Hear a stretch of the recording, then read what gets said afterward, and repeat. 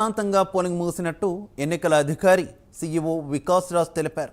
గతంలో ఎన్నడూ లేని విధంగా ఓటర్ల నుంచి మంచి స్పందన వచ్చిందన్నారు.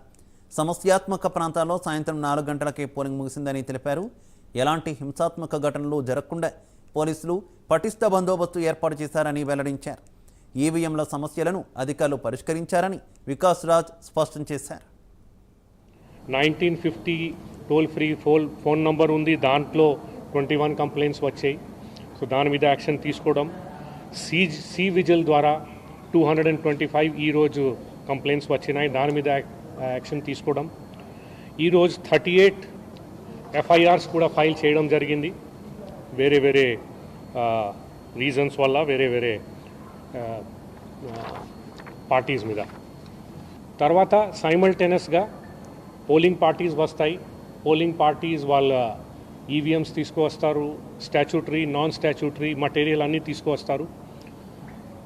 ప్రిలిమినరీ స్క్రూట్నీ అక్కడ సెంటర్లో, రిసెప్షన్ సెంటర్లో మా ఏఆర్ఓస్ వాళ్ళందరూ ఉంటారు. చూసి అంతా ఎవ్రీథింగ్ కరెక్ట్గా ఉందా లేదా, ఆల్ ఫామ్స్ ఫిలప్ చేశారా లేదా. TV bulletin updates. నమస్తే.